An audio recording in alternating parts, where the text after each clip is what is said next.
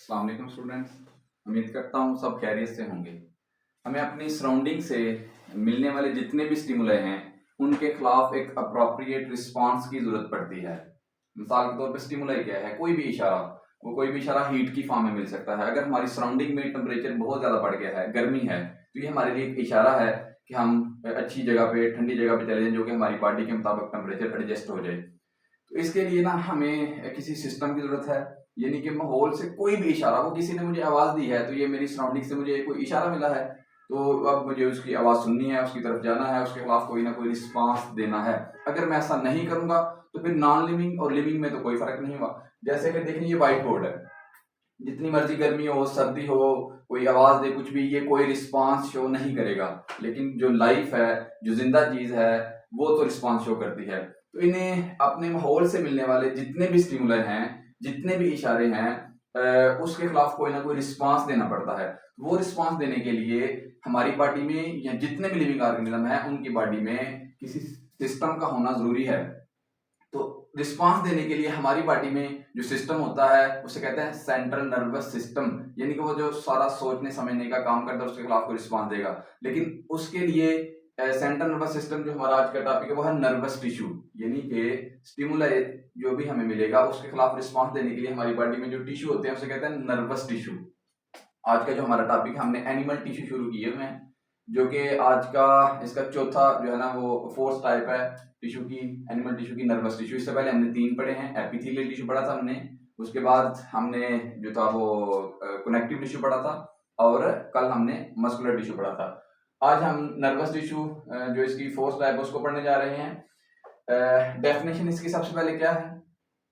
The tissue is mainly composed of nerve cell or neuron which are specialized to conduct message towards central nervous system। ये जो tissue है ना, nervous tissue, ये किस पे मुश्किल होते हैं? नर्व सेल या न्यूरॉन पे। आपने जितने भी पीछे टिश्यू पढ़े थे आपने देखा था कि वो जो टिश्यू थे वो किन सेल से मिलकर बने हैं, उन सेल का स्ट्रक्चर कैसा है, उन सेल का फंक्शन क्या है, सब कुछ आपने देखा था। आज जो नर्वस टिश्यू है, हम ये देख रहे हैं कि ये जो नर्वस टिश्यू है ये इन सेल से मिलकर बने हैं, वो न्यूरॉन से मिलकर बने हैं। यानी जो हमारा नर्वस टिश्यू है ये न्यूरॉन, नर्व सेल से मिलकर बना है, और इन न्यूरॉन का काम क्या है? ये स्पेशलाइज्ड है। कंडक्ट का मतलब है लेके जाना, message toward central nervous system. वही बात, जो भी स्टिमुलई, जो भी इशारा मुझे सराउंडिंग से मिला है, अब ये मेरे सेंट्रल नर्वस सिस्टम, ब्रेन के पास कौन लेके जाएगा? ये लेके जाएंगे न्यूरॉन, यानी कि नर्व सेल लेके जाएंगे बाहर से जो भी इशारा मुझे मिलेगा। तो अब ये जो नर्व सेल है एक तो नहीं होंगे, काफी ज्यादा नर्व सेल होंगे। अगर काफी ज्यादा नर्व सेल, सारे न्यूरॉन इकट्ठे काम कर रहे हैं तो उसे हम क्या कहेंगे फिर? Nervous tissue. नर्वस टिश्यू का जो इंडिविजुअल यूनिट है वो है न्यूरॉन। ये जो न्यूरॉन है यही असल में मैसेज लेके जाएगा बॉडी से, कोई भी सराउंडिंग से जो स्टिमुलई मिलेगा उसका जो मैसेज है वो हमारे सेंट्रल नर्वस सिस्टम यानी ब्रेन और स्पाइनल कार्ड। असल में मुझे जो भी इशारा मिलता है ना, कहीं सराउंडिंग से, जो मुझे किसी ने आवाज दी है, मैं कुछ देख रहा हूँ, अगर देख रहा हूँ तो आंख जो है ना ये अपना मैसेज जो है वो ब्रेन के पास लेके जा रही है। जितना भी ये जितने भी मैसेज होते हैं ना स्टिमुलई, वो ब्रेन के पास आते हैं। सबसे पहले सिंपल एक बात समझिए, सराउंडिंग से जितने भी स्टिमुलई हैं, वो आवाज है, मेरी आवाज आप तक जा रही है, अगर आप और आप साथ देख रहे हैं तो देखने का काम आंख कर रही है। अब आंख इस मैसेज को ब्रेन तक पहुंचा रही है, ब्रेन के अप्रोप्रिएट पार्ट तक, जिधर उसमें ऑक्सीपिटल लोब होता है ब्रेन का, जो कि देखने का काम करता है, विजुअल इंफॉर्मेशन को जो रिसीव करता है। जो हमारा जो सुनने का जो है वो, अगर मेरी आवाज आप तक आ रही है तो जो ईयर है, जो कान है, वो ब्रेन तक मैसेज पहुंचा रहा है। अगर मुझे किसी ने टच किया है, अब टच किया है सराउंडिंग से, समझे कि मेरे दूसरे पार्ट ने बॉडी के टच किया है, तो मुझे पता चल गया किसी ने मुझे टच किया है। अब ब्रेन के पास, असल में ना जितने भी मैसेज हैं वो ब्रेन के पास आएंगे। टच का रिस्पांस भी, और ब्रेन ही फैसला करेगा कि हाथ पीछे करना है कि नहीं करना, मुझे इसके खिलाफ क्या रिस्पांस देना है।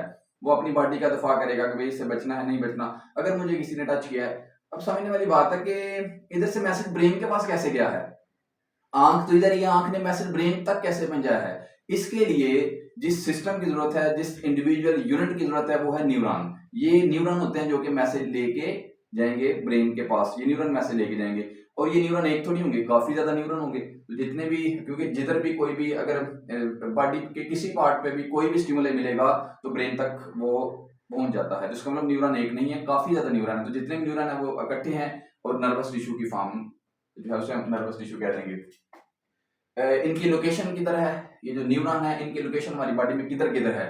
एक बात तो स्थिति समझ आ रही है कि जिधर भी बॉडी को कोई भी स्टिमुलस मिलेगा तो ब्रेन को पता चल जाएगा। तो इसका मतलब कि बॉडी में ये हर जगह पे फैले होते हैं। ज़ाहिर है हर जगह पे बॉडी का कोई पार्ट ऐसा नहीं है जो कि स्टिमुलस को रिसीव ना करे। उधर कोई भी उसे स्टिमुलस मिलेगा, बाहर से किसी ने टच किया है, कोई पेन है, कोई भी चीज़ है, सर्दी है, गर्मी है, तो उन सब को क्या करते हैं वो बॉडी रिसीव करती है, यानी कि उधर से वो मैसेज ब्रेन तक पहुंच जाएगी। तो इसका मतलब ये सारी बॉडी में पाए जाएंगे। फिर भी ब्रेन के अंदर है स्पाइनल कॉर्ड और नर्व्स। क्या मतलब इस बात का, ब्रेन के अंदर ये जो न्यूरॉन है ये ब्रेन के अंदर बिलियंस ऑफ न्यूरॉन है।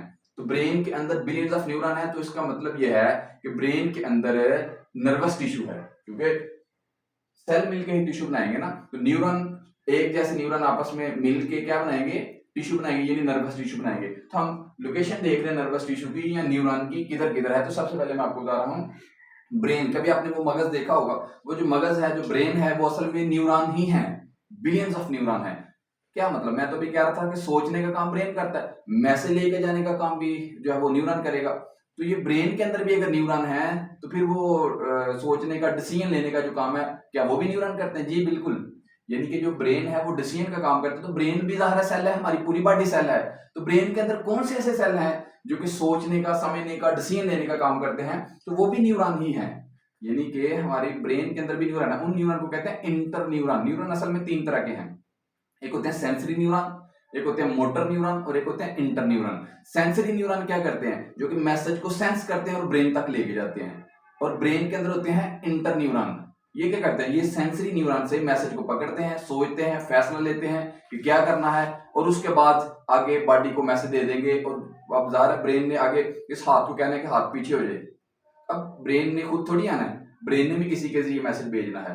तो वो जिन न्यूरॉन के जरिए मैसेज भेजेगा उन न्यूरॉन को कहते हैं मोटर न्यूरॉन। यानी मैसेज लेके आने वाले जो न्यूरॉन थे वो कुछ कोई और थे, उन्हें कहते हैं सेंसरी न्यूरॉन। सोचने वाले जो न्यूरॉन थे वो भी ब्रेन, यानी कि वो जो हमारा ब्रेन है सारा, वो भी क्या है, न्यूरॉन से ही। बिलियंस ऑफ न्यूरॉन हमारे ब्रेन के अंदर है जो कि फैसला करते हैं। और वो फैसला करके फिर आगे जिन न्यूरॉन को देंगे मैसेज, वो सेंसरी नहीं होंगे, वो दूसरे मोटर न्यूरॉन होंगे, और वो जाके हमारे मसल्स को जो कि इफेक्टर का काम करेंगे। ये समझने वाली बातें अभी हम इस तरफ नहीं जा रहे। तो वो एक तरह मैं बता रहा हूँ कि हमारा टॉपिक जो था ये, इसका थोड़ा सा पता होना चाहिए कि टॉपिक हमें किस तरफ लेके जा रहे हैं, नर्वस टिश्यू होते क्या है, इनका काम क्या है। तो वो जो मोटर न्यूरॉन है वो इफेक्टर को मैसेज देंगे और इफेक्टर कॉन्ट्रैक्ट करेंगे, मसल्स जो है वो क्या करेंगे, कॉन्ट्रैक्ट। कल आपने पढ़ा था जिनकी एबिलिटी ही कॉन्ट्रैक्शन होती है, ये कॉन्ट्रैक्ट करेंगे और हाथ पीछे हो जाएगा। तो इसका मतलब है कि ब्रेन के पास भी सिर्फ और सिर्फ क्या है, न्यूरॉन्स ही हैं जो फैसला करने का काम करते हैं। स्पाइनल कॉर्ड क्या है, ब्रेन से जो रीढ़ की हड्डी, जैसे आप कहते हैं, इस ब्रेन से ना स्पाइनल कॉर्ड, रीढ़ की हड्डी वैसे स्पाइनल कॉर्ड की प्रोटेक्शन करती है। जैसे तो देखिएगा आप, ये हमारा ब्रेन है और ये जो नीचे ये स्पाइनल कॉर्ड है, ये स्पाइनल कॉर्ड। तो ब्रेन के अंदर भी ये जो ब्लू ब्लू आपको नजर आ रहे हैं, ये सारे के सारे क्या हैं, ये न्यूरॉन्स ही हैं। और ये ब्रेन के ऊपर इसकी कवरिंग है, क्रेनियम से मिलकर बनी होती है, मेनिंजेस वगैरह लेयर्स होती हैं। और ये नीचे ही इधर से मेरे लोअर बैक, ये जो है हाइंड ब्रेन से इधर से लेके वर्टिब्रल कॉलम, रीढ़ की हड्डी जो है वो इधर से ऐसे, रीढ़ की हड्डी के अंदर भी कुछ न्यूरॉन होते हैं, इंटर न्यूरॉन। ये जो इंटर न्यूरॉन है ये भी फैसला करते हैं। जो स्पाइनल कॉर्ड है ये भी कभी बार इमरजेंसी सिचुएशन में ये भी फैसला, डिसीजन ले लेते हैं और जल्दी से रिस्पॉन्स शो करते हैं। तो मैं आपको बता रहा था कि ब्रेन और स्पाइनल कॉर्ड, तो ये ब्रेन के अंदर भी क्या है, ब्रेन के अंदर भी न्यूरॉन है और स्पाइनल कॉर्ड के अंदर भी न्यूरॉन है। तो न्यूरॉन इन दोनों जगह पे तो हमें पता चल गया, यानी हमारी ब्रेन और जो हमारी रीढ़ की हड्डी है उसके अंदर भी स्पाइनल कॉर्ड है। तीसरा लिखा है नर्व। नर्व क्या है, अब ये जो नर्व है ये न्यूरॉन से मिलकर बनी होती है। जैसे देखिएगा, थोड़ा सा एक बात समझे, अब इधर एक न्यूरॉन था, मिसाल तौर पे किसी ने टच किया तो इधर एक न्यूरॉन है। अब वो न्यूरॉन खुद भाग के थोड़ी गया ब्रेन के पास, ऐसा नहीं होता, वो न्यूरॉन उधर ही है। ये एक न्यूरॉन है, उसके आगे समझे दूसरा न्यूरॉन, फिर तीसरा, फिर चौथा, तीसरा। इस न्यूरॉन ने मैसेज अगले न्यूरॉन को दे दिया, उसने उससे अगले न्यूरॉन को दे दिया। जैसे देखिए ये एक न्यूरॉन है, इस न्यूरॉन ने मैसेज इस न्यूरॉन को दे दिया, उसके बाद अगले न्यूरॉन ने, फिर अगले, इस तरह। तो ये क्या बन जाएगी, नर्व, यानी न्यूरॉन के मिलने से नर्व बनती है। तो वही ये नर्व फिर हमारी पूरी सारी बॉडी में, कंप्लीट सारी बॉडी में, होल जो है उसको उसने कवर किया होता है, सारी बॉडी में ये नर्व फैली होती है। ये जो आपको ब्लैक कलर में नजर आ रही है ये सारी नर्व हैं। अगर इधर किसी ने टच किया तो ये नर्व थी, यानी कि न्यूरॉन मिलकर आपस में नर्व बनाएंगे और ये मैसेज ब्रेन तक में जाने की। कैसे मैसेज आएगा, क्या इसकी सारी इसकी फिजियोलॉजी क्या है, इसको हम इंशाल्लाह फिर डिटेल में देखेंगे। लेकिन अभी आपने इसको थोड़ा स्मार्टली यही देखना है कि मैसेज किस तरह जाता है। वैसे आपको मैंने फर्स्ट लेक्चर में बताया था जिधर एक्टिव ट्रांसपोर्ट हमने पढ़ा था कि मैसेज है वो किस फॉर्म में जाता है, करंट की फॉर्म में ही मैसेज आएगा। चार्ज के भाव को करंट कहते हैं, फ्लो ऑफ चार्ज है। अगर किसी ने इधर टच किया है ना, तो ये जो न्यूरॉन है, ये जो, चलो ये न्यूरॉन मैसेज डायग्राम बनी है, इसको देख लेते हैं। अब इस न्यूरॉन को मैसेज कैसे मिले? ये न्यूरॉन एक न्यूरॉन जो है, इसका पूरा स्ट्रक्चर अभी उस तरफ भी नहीं जा रहे, सारी लेबलिंग मैंने नहीं की ताकि आपका थोड़ा जो आपको टॉपिक ही समझ आ जाए, हम ज्यादा डिटेल में नहीं जा रहे। वैसे समझने के लिए ये जो एक न्यूरॉन है, इस न्यूरॉन ने अगले न्यूरॉन को मैसेज देना है, तो वो मैसेज किस फॉर्म में देगा? असल में न्यूरॉन के बाहर और अंदर सोडियम पोटेशियम, शुरू में आप बात की थी, जब न्यूरॉन को कोई मैसेज नहीं मिला तो उस वक्त न्यूरॉन के बाहर होता है पॉजिटिव चार्ज। देखिएगा, ये न्यूरॉन के बाहर वाली साइड पे होता है पॉजिटिव चार्ज। यूं ही इसको कोई स्टिमुलाई मिलेगा तो अंदर वाली साइड पे होता है उस वक्त नेगेटिव। यूं ही स्टिमुलाई मिलेगा तो चार्ज क्या हो जाता है? चेंज हो जाता है, बाहर वाली साइड पे नेगेटिव हो जाएगा और अंदर वाली साइड पे पॉजिटिव हो जाएगा। अब ये चार्ज चेंज कैसे हुआ है, इसको भी अभी हम इस वीडियो में डिस्कस नहीं कर रहे, लेकिन समझने थोड़ा सा कि न्यूरॉन मैसेज कैसे पहुंचाएंगे। यानी कि अब इस न्यूरॉन का बस चार्ज चेंज हुआ, न्यूरॉन आगे पीछे नहीं गया, न्यूरॉन उसी जगह पे है। इधर देखिए, इस न्यूरॉन का क्या चेंज हुआ है? चार्ज। इसके बाहर क्या था पहले? चार्ज पॉजिटिव, और अंदर क्या था? नेगेटिव। इसके भी पॉजिटिव था, पॉजिटिव पॉजिटिव, नेगेटिव नेगेटिव। यूं ही कोई स्टिमुलाई मिला है तो चार्ज क्या हो गया? चेंज हो गया, बाहर हो गया नेगेटिव और अंदर हो गया पॉजिटिव। इसका चेंज हुआ है तो इसने अगले का चेंज कर दिया, इसने मैसेज से दे दिया, बस चार्ज चेंज किया है,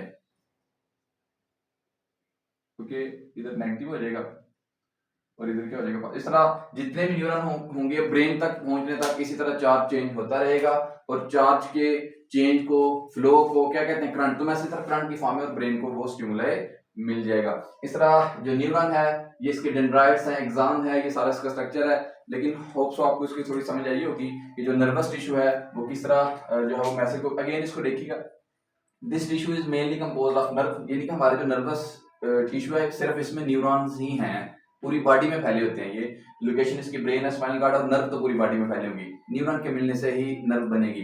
कुछ नर्व ऐसी होती है जो सेंसरी नर्व है, यानी उसमें कौन से न्यूरॉन होंगे? मैसेज लेके जाने वाले। जैसे देखिए, ये सेंसरी नर्व है, इसमें मैसेज लेके जाने वाली नर्व है। अब इसने इंटर न्यूरॉन जो कि ब्रेन के पास थे, इन्होंने फैसला किया, और आगे मोटर नर्व, यानी कि ये ऐसी नर्व है जिसमें मोटर न्यूरॉन होंगे। तो सेंसरी नर्व, मोटर नर्व जितनी भी है, उसके अलावा स्पाइनल कार्ड और ब्रेन तो खुद न्यूरॉन से ही मिलकर बने हैं, तो ये इनके लोकेशन पूरी बॉडी में फैले होते हैं। जो इसका काम है वो क्या है? स्पेशलाइज्ड फॉर, ये जाने जाते हैं, conduct message towards central nervous system या away from central nervous system. जब सेंट्रल नर्वस सिस्टम जो है वो मैसेज डिसीजन लेता है, तो अब ये जो मैसेज को से दूर भी लेके जाएंगे ताकि दोबारा रिस्पॉन्स हो सके। होप सो आपको इसकी समझ आई होगी। इंशाल्लाह बाकी हम नेक्स्ट वीडियो में डिस्कस करेंगे। Thank you so much. अस्सलाम वालेकुम व रहमतुल्लाह।